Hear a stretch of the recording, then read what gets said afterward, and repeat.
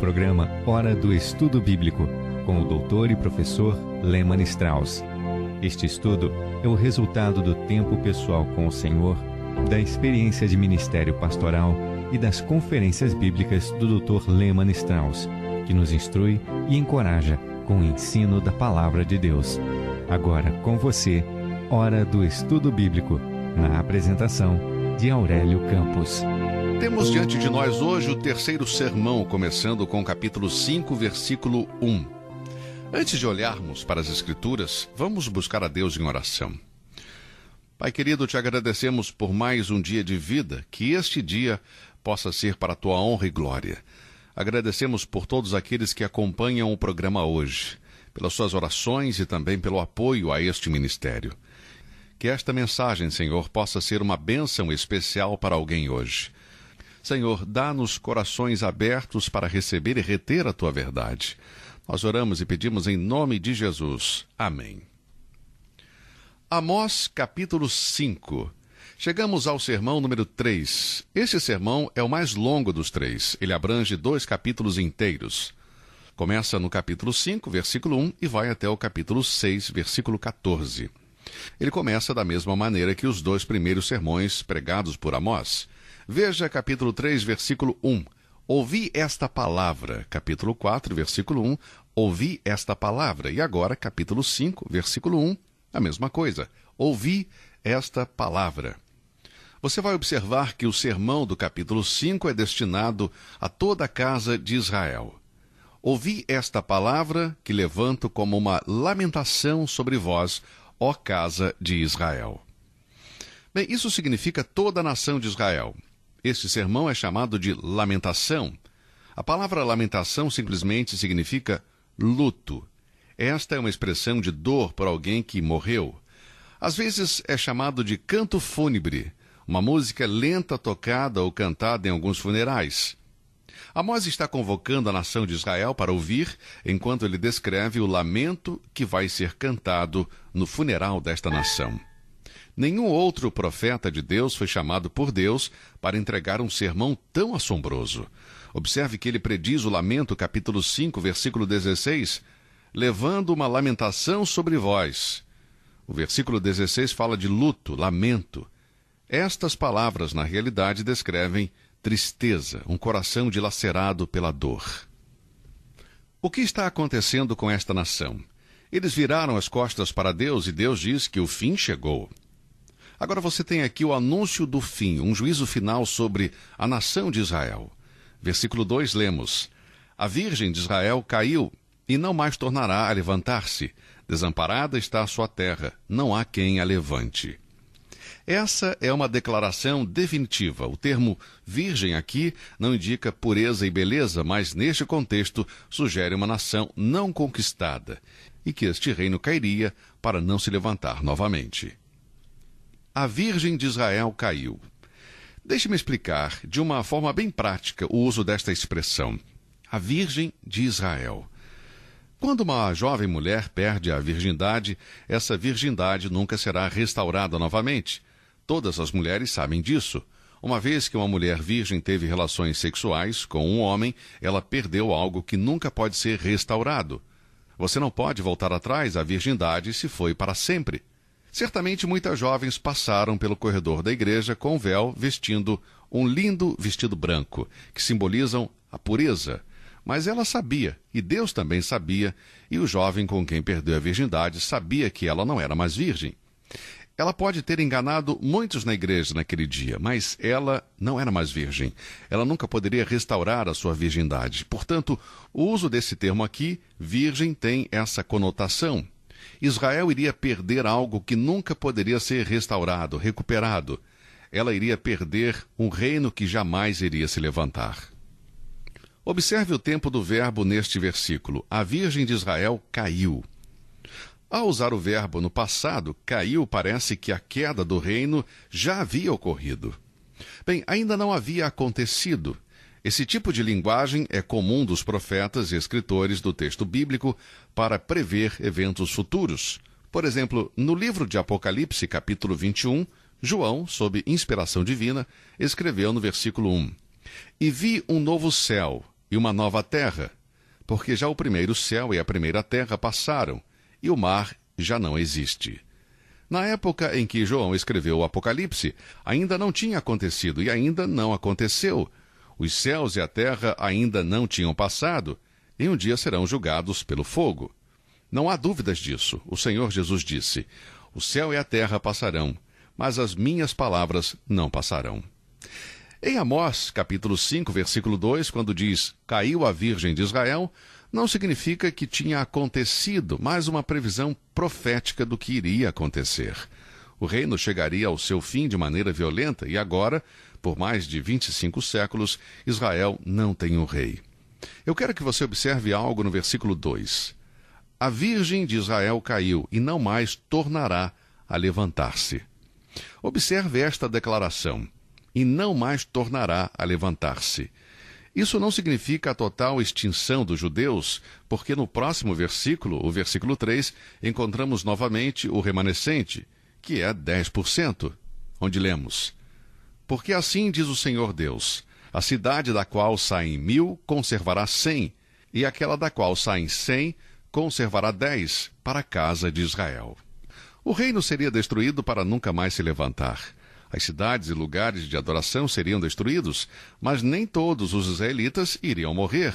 Os judeus não seriam extintos. A aliança incondicional de Deus com Abraão e Davi permaneceria. Em Isaías 27:6 diz: dias virão em que Jacó lançará raízes e florescerá e brotará Israel, e encherão de fruto a face da terra. O fim do reino de Israel era inevitável, mas 10% das pessoas não pereceriam. Eu quero destacar e enfatizar esta verdade, pois existem pessoas que hoje acreditam que Deus terminou com Israel. Deus não tem relações com Israel? Isso não é verdade. Deus fez uma aliança com Abraão em Gênesis 12 e confirmou e ampliou nos capítulos 13, 15 e 17 do mesmo livro. Aqui mostram algumas promessas pessoais para Abraão e como ele seria especialmente abençoado nas coisas temporais e espirituais. E todas elas foram cumpridas. Abraão recebeu terras, servos, gado, prata, ouro e desfrutou de uma maravilhosa comunhão com Deus. E apesar de todas essas previsões se cumprirem exatamente como Deus havia prometido, havia também essa aliança com os descendentes de Abraão, a nação de Israel. Deus prometeu continuar sua aliança com os filhos de Abraão, tornando-os uma grande nação e inumeráveis. Mas o mais interessante à luz dos acontecimentos atuais foi a promessa feita aos descendentes de Abraão, o povo judeu, de uma determinada porção da terra, cujos limites são claramente especificados como possessão eterna. Encontramos esta aliança em Gênesis 15, versículo 18, e em Gênesis 17, versículo 8. Na aliança também havia uma promessa para outras pessoas. Aqueles que abençoassem Abraão e seus descendentes seriam abençoados, e aqueles que amaldiçoassem Abraão e sua linhagem seriam também amaldiçoados. Este princípio esteve em vigor durante a vida de Abraão, também nas experiências dos filhos de Israel, e estará em vigor durante o período da tribulação. Houve também uma outra promessa, que em Abraão todas as famílias da terra serão abençoadas. Deus cumpriu isso usando Israel como um meio de dar-nos a Bíblia e Cristo, que é chamado a semente de Abraão. Muitas promessas feitas a Abraão foram cumpridas literalmente, mas a promessa relativa à ocupação da terra não foi cumprida ainda. A terra delimitada no rio do Egito até o grande rio, o rio Eufrates, de acordo com Gênesis, capítulo 15, versículo 18, ainda não é de Israel. Todos os estudiosos da Bíblia concordam em identificar o grande rio Eufrates, mas nem todos concordam sobre o rio do Egito.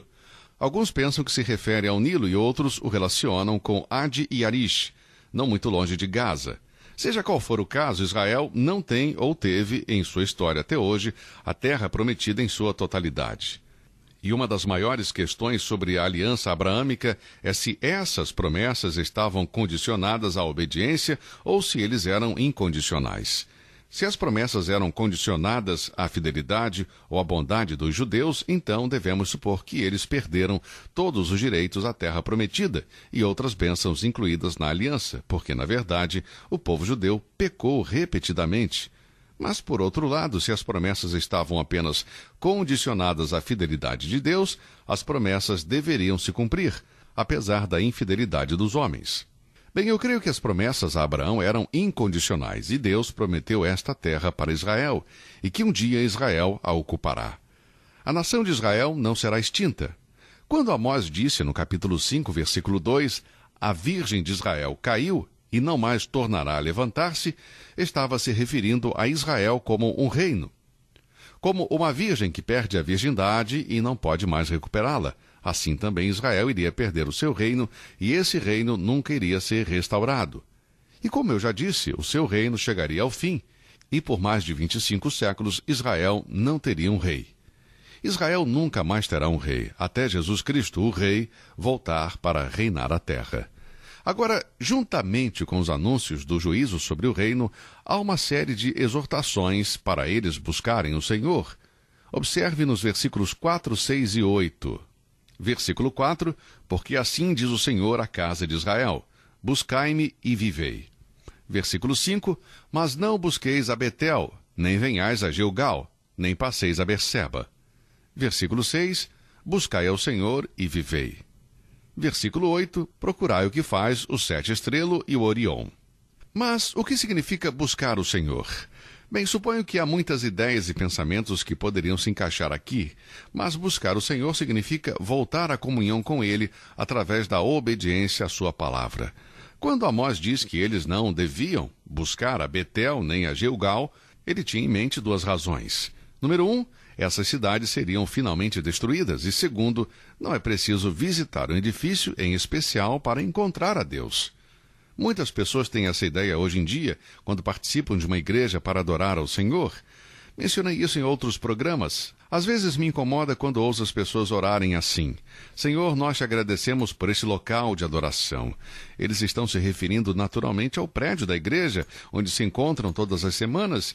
Eu acho que até certo ponto não há nada de errado com uma oração assim, porque esse prédio é um lugar de adoração. Mas às vezes eu penso que nesse tipo de oração está a ideia de que esta construção, esta igreja, é o único local onde as pessoas podem adorar a Deus. Na verdade, não é bem assim. Portanto, Amós está dizendo, mas não busqueis a Betel, nem venhais a Gilgal, nem passeis a Berseba.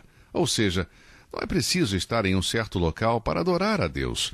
Os extravagantes cultos religiosos nesses santuários de Israel não melhoraram seu comportamento. Eles iam para o templo, o lugar de adoração, todo sábado, mas isso não servia para nada, de acordo com os capítulos 3 e 4. Eles ainda estavam vivendo em pecado. E se o juízo de Deus deveria ser advertido, deveria ser nos termos de Deus e não nos termos de Israel. Adorar a Deus é uma expressão de reverência e uma expressão de amor. É uma expressão de obediência a Deus e de dependência de Deus. O Senhor Jesus disse em João 4, 24, Deus é Espírito, e importa que os que o adorem em espírito e em verdade.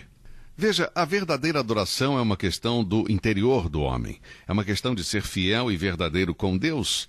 Todo judeu nos dias de Amós, que buscasse o Senhor de coração, nas palavras de Deus alcançaria graça e misericórdia. Devemos acrescentar aqui que os padrões de Deus para adorar nunca mudam. A mesma regra prevalece até hoje. Buscai o Senhor e vivei. Como você pode ver, o remanescente, os 10% de Israel, aqueles que sobrevivem, aparentemente, buscaram ao Senhor. Mas por que devemos buscar o Senhor? Bem, em primeiro lugar, devemos buscá-lo por Ele ser quem Ele é. Ele é o Criador e sustentador dos corpos celestes, estrelas, planetas, aquele que faz cair as chuvas para as suas criaturas na terra. Veja o versículo 8. Procurai o que faz o Sete Estrelo e Orion, e torna a sombra da noite em manhã, e faz escurecer o dia como a noite, que chama as águas do mar e as derrama sobre a terra. O Senhor é o seu nome. Você consegue entender o que Amós está dizendo aqui? Uma constelação de 7 estrelas, chamados aqui de Sete Estrelo e Orion. Se acreditava que estas estrelas indicavam a mudança das estações. O Deus que controla as forças da natureza, que Ele criou, é o Deus que devemos buscar e adorar, e não os falsos deuses. O Criador, o sustentador do céu e da terra, esse é o Deus a quem devemos buscar. Eu me pergunto, se você e eu, percebemos o quanto dependemos de Deus. No verão passado, por exemplo, em várias partes do nosso país houve seca e eles não colheram nada. Os campos não produziram as suas colheitas. Bem, eu apreciei muito a provisão de Deus. Pensei por um momento se todo o país ficasse sem colher, sem trigo, sem milho, sem frutas, sem legumes. Imagine que tempos difíceis teríamos enfrentado.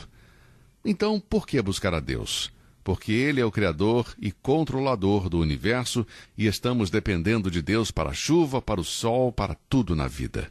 Além disso, eles deviam buscar a Deus, porque Deus iria destruir os santuários de Betel, Gilgal e Berseba, feitos por homens. Por isso, ele lhes disse no versículo 5, Mas não busqueis a Betel, nem venhais a Gilgal, nem passeis a Berseba, porque Gilgal certamente será lançado ao cativeiro e Betel será desfeita em nada. Deus estava anunciando a destruição final desses lugares, mas houve um tempo quando havia algo muito especial nesses santuários. Betel foi o lugar onde Deus se revelou a Jacó 2 vezes, em Gênesis capítulo 28 e capítulo 35. Gilgal foi o lugar do primeiro acampamento de Josué. Podemos ver isso em Josué capítulo 4. Esse foi o lugar onde os homens foram circuncidados e onde foi feita a primeira Páscoa. Josué 5. E sobre Berseba? Bem, Berseba foi única na história de Israel. Foi o único lugar onde Deus se encontrou com os 3 patriarcas, Abraão, Isaque e Jacó. E o mais interessante sobre essas aparições de Deus é que em cada uma delas Deus lhes assegurou que estaria com cada um deles. A primeira vez que Deus aparece em Gênesis, capítulo 21, versículo 22, a segunda em Gênesis 26, versículos 23 e 24, e a terceira em Gênesis, capítulo 46, Deus apareceu a Abraão, Isaque e Jacó. E cada vez que ele apareceu, ele fez uma promessa. Por isso, isso aconteceu em Berseba. Sem dúvida, esses eram lugares bem importantes na história de Israel. E eu posso afirmar a surpresa daqueles que ouviam Amós, ouvir ele dizer que Deus iria destruir os tradicionais locais de adoração. Sabe, creio que muitas vezes também temos muita religião, mas nem sempre a verdadeira adoração. Sabe, amigo, eu quero lembrá-lo que a simples participação em uma igreja, com a Bíblia na mão, cantar hinos, dar oferta, etc., não significa adorar a Deus. É importante, sem dúvida. A adoração é uma questão de coração, lembre-se disso. Importa que os que o adorem em espírito e em verdade. Amós não via falha com esses lugares. Betel, Gilgal e Berseba. Ele não via a falha em Deus, que tinha aparecido nesses lugares. A falha era das pessoas que regularmente vinham a estes santuários meramente para cumprir suas rotinas religiosas. Eles participavam da adoração com seus sacrifícios, eles cantavam canções de adoração e louvor ao Senhor, eles traziam seus dízimos, mas não mudavam o seu mau comportamento. Eles continuavam a tratar com brutalidade os pobres. Veja o versículo 11 do capítulo 5. Portanto, visto que pisais o pobre. E o versículo 12 diz, porque sei que são muitas as vossas transgressões e graves os vossos pecados. Afliges o justo, tomais resgate e rejeitais os necessitados na porta. Veja, porque Deus estava ciente de seus muitos e variados pecados, a coisa mais sábia que o culpado poderia fazer era ficar em silêncio. Deus tem um registro de tudo, amigo. Deus é o juiz. Portanto, você vai proceder sabiamente se você se sentar e ficar calado. Versículo 13 diz, portanto, o que for prudente guardará silêncio naquele tempo, porque o tempo será mau. Amós disse, você vai ser sábio se você se sentar, ficar em silêncio e ouvir a Deus. Que sermão comovente e impressionante! Eu me pergunto se estamos prestando atenção a Deus hoje, se não estamos vendo hoje o mesmo tipo de comportamento que Amós viu em seus dias. Nos últimos anos, eu preguei a palavra de Deus em várias igrejas e muitas vezes, e tenho visto o falso conceito de que Deus está em um certo lugar. Conheci pastores que me disseram que a sua igreja era a única na cidade onde a palavra de Deus era pregada, e as pessoas dessa cidade que gostariam de encontrar a Deus deveriam fazer na igreja onde Deus poderia ser encontrado. Eles tinham a ideia errada de que Deus só é encontrado na metodologia aceita por eles. Eu li um livro, há muitos anos atrás, intitulado Teu Deus é Pequeno Demais. Um livro muito interessante, escrito por um escritor da Inglaterra. Eu não concordei com tudo que ele escreveu, mas tinha algumas coisas bem interessantes. Teu Deus é pequeno demais. Creio que alguns dos meus irmãos têm um Deus muito pequeno. Eles colocam Deus nos limites de suas tradições denominacionais ou metodologias humanas. Eles não aprenderam que Deus é grande demais para ser limitado a uma igreja, uma cidade, um estado ou uma nação. Deus não precisa mais desses santuários de Betel, Gilgal, nem Berseba. E desde os dias de Amós, muitos Betel, Gilgal e Berseba dos dias modernos caíram. Mas Deus continua o mesmo, continua com o seu plano. Amigo, por favor, não vamos sair agora e derrubar os prédios onde nós nos reunimos e adoramos a Deus como igreja local. Graças a Deus por eles. Eles são importantes, local onde nos reunimos. Vamos fazer, portanto, bom uso deles, mas vamos garantir que os nossos corações estão corretos diante de Deus, que a nossa adoração seja uma adoração genuína, de coração, que honra e glorifica o Senhor. Bem, o nosso tempo terminou por hoje. Vamos continuar com a mensagem de Amós, capítulo 5, em nosso próximo programa. Que Deus o abençoe e até o nosso próximo encontro. Você ouviu Hora do Estudo Bíblico, com o professor e doutor Lehmann Strauss, na apresentação de Aurélio Campos. Se você deseja ouvir novamente esta mensagem, visite a nossa página na internet www.bbnradio.org. Fica o convite para você nos acompanhar amanhã, neste mesmo horário, aqui na BBN. Hora do Estudo Bíblico é uma produção da BBN.